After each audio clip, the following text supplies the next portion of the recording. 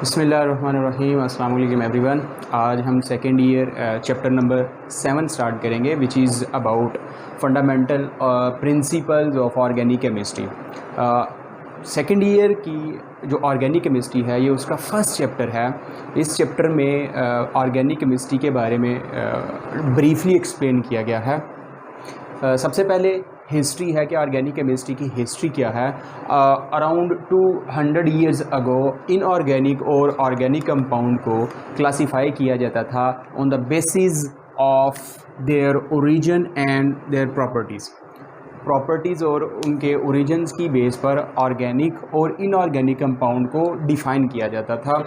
जैसे कि organic compounds are those compounds obtained from living things, के ऑर्गेनिक कंपाउंड्स वो कंपाउंड्स से जिनको लिविंग थिंग्स से ऑब्टेन किया जाता था। लिविंग थिंग्स मीन्स प्लांट्स और animals. Similarly, inorganic compounds are those compounds which were obtained from non living things, जिनको नॉन लिविंग थिंग्स से ऑब्टेन किया जाता था उनको इनऑर्गेनिक कंपाउंड बोलते थे। फॉर एग्जांपल्स मिनरल्स और सोर्सेज। अच्छा, ये थोड़ी सी ऑर्गेनिक और इनऑर्गेनिक की डेफिनेशन थी, लेकिन जो उस वक़्त के जो साइंटिस्ट थे वो ये कहते थे कि ऑर्गेनिक कंपाउंड को हम इनऑर्गेनिक कंपाउंड से प्रिपेयर नहीं कर सकते। क्यों नहीं कर सकते? Because there must be a vital force. अब वाइटल फोर्स जो थ्योरी है ये प्रेजेंट की थी बर्ज़िलियस ने 1809। अब इस थ्योरी के मुताबिक organic compounds are only formed in living cells and it is impossible to prepare them in laboratory. अब इस थ्योरी के मुताबिक ऑर्गेनिक कंपाउंड्स को लेबॉर्ट्री में प्रिपेयर नहीं किया जा सकता। The reason is vital force.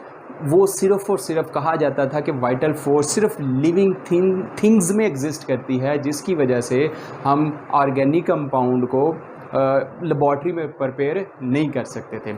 लेकिन इस थ्योरी को रॉन्ग करने वाला जो साइंटिस्ट था वो था फ्रेडरिक वूलर। 1828 में इसने इस थ्योरी को रद्द कर दिया। कैसे? इसने अमोनियम सायानेट को हीट किया और उससे यूरिया बनाया। अब देखा जाए तो अमोनियम सायानेट एक इनऑर्गेनिक कंपाउंड है और जो यूरिया है ये ऑर्गेनिक कंपाउंड है। ही यूरिया प्रिपेयर किया गया इनऑर्गेनिक से। इसी तरह कोल्ब्स ने 1847 में एसिटिक एसिड को प्रिपेयर कर दिया लेबॉर्ट्री में।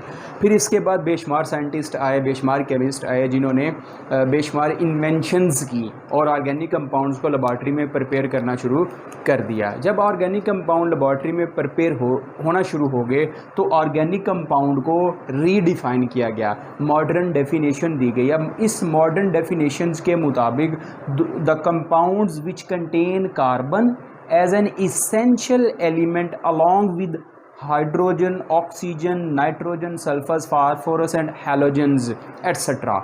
के अब इस डेफिनेशंस के मुताबिक वो कंपाउंड जिसमें कार्बन इसेंशियल एलिमेंट हो लेकिन इसके साथ दूसरे माइनर मिकदार में एलिमेंट्स होने चाहिए, उनको ऑर्गेनिक कंपाउंड कहा गया था।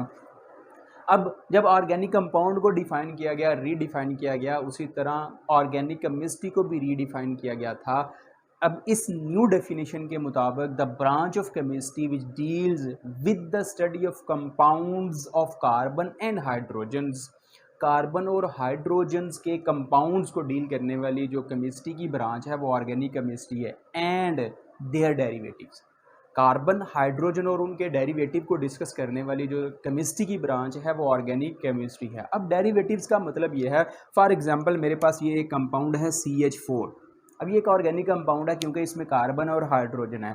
अब अगर मैं इसका एक हाइड्रोजन कम कर दूं, बकिया कितने रह जाएंगे? CH3। और जिस जगह से मैंने हाइड्रोजन को कम किया है, अगर इसकी जगह मैं CH3 क्लोरीन अटैच कर देता हूं तो ये CH4 का डेरिवेटिव होगा। सिमिलरली अगर CH3, आगे मैंने एग्जांपल भी यही लिखी है CH3Cl। तो ये थोड़ा सा ओवरव्यू था ऑर्गेनिक केमिस्ट्री का। Thank you so much.